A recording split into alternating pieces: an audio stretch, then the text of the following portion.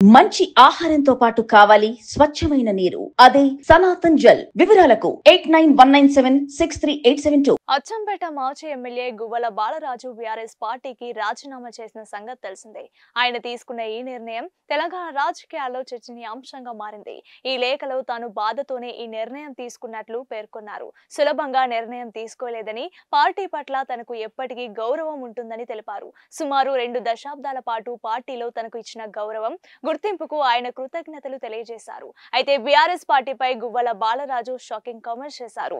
భవిష్యత్తులో బీజేపీతో బీఆర్ఎస్ పొత్తు ఉంటుందని ఆరోపించారు. బీఆర్ఎస్ లో పరిణామాలు చూస్తుంటే పొత్తు పెట్టుకున్నా ఆశ్చర్యం లేదని ఆక్షేపించారు. బీఆర్ఎస్ బీజేపీ వ్యవహారంపై ఎమ్మెల్సీ కవిత లాంటి నేతలు కూడా చెప్పారని గుర్తు చేశారు. ఈ సందర్భంగా బీజేపీ కాంగ్రెస్ నేతలు తనకు టచ్ లోకి వచ్చిన మాట వాస్తవమని గువ్వల బాలరాజు స్పష్టం చేశారు. అచ్చంపేట నియోజకవర్గం ప్రజల అభిప్రాయం మేరకు ఏ పార్టీలో చేరాలో నిర్ణయం తీసుకుంటానని తెలిపారు. కేసీఆర్ ఇచ్చిన టాస్క్ ను మాత్రమే తాను పూర్తి చేశానని క్లారిటీ ఇచ్చారు. బీఆర్ఎస్ నాయకత్వం ప్రజల్లో బలం లేని రెడీమేడ్ లీడర్స్ ను నమ్ముకుంటుందని వ్యాఖ్యానించారు. జనరల్ నియోజకవర్గాల్లో దళితులకు సీట్లు ఇచ్చే దమ్ము బీఆర్ఎస్ కుందా అని ప్రశ్నల వర్షం కురిపించారు.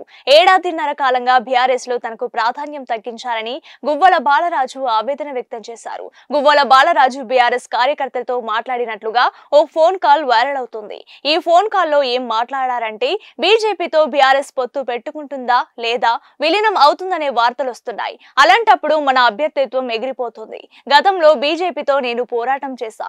బీఆర్ఎస్ కంటే ముందే నా దారి నేను చూసుకుని బీజేపీలో కలవడం మంచిదని నిర్ణయం తీసుకున్నా. పార్టీలో నన్ను కాదని Nagar Kurnool MP ticket RS Praveen Kumar కు ఇచ్చారు. ఆ విషయం ఎంతో బాధించింది అని గువ్వల బాలరాజు మాట్లాడుతున్నట్లుగా ప్రచారం జరుగుతోంది.